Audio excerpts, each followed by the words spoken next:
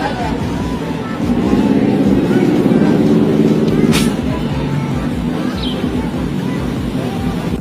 tersangka. Kita lihat undang-undang yang membawa. Ini ya. Nah, ada cukup.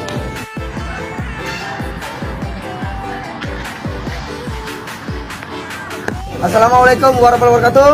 Shalom, Om Swastiastu, nama budaya, salam kebajikan. Selamat sore teman-teman media, ya, teman-teman yang sangat luar biasa sudah menunggu berjam-jam untuk menunggu laporan dari Forum Batak Intelektual.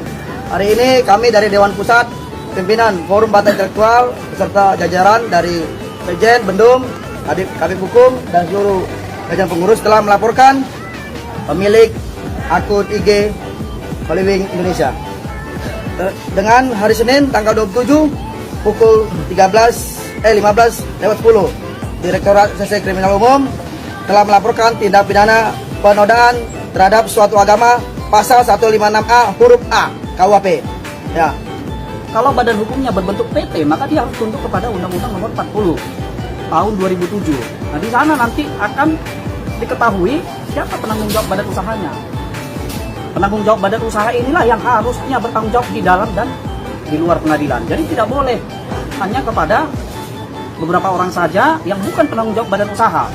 Harus diperiksa kalau dia berbentuk PT, perseroan terbatas. Itu jelas aturan mainnya ada di Undang-Undang Nomor 40 tahun 2007 tentang perseroan terbatas.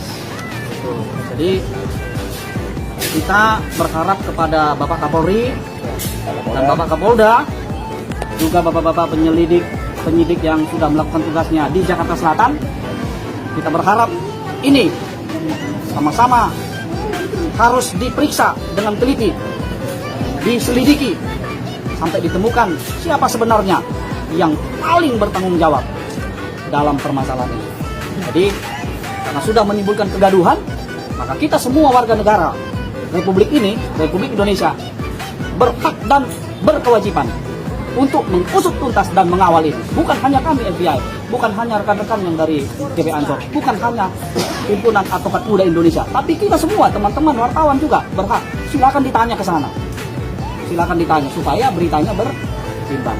Jadi itu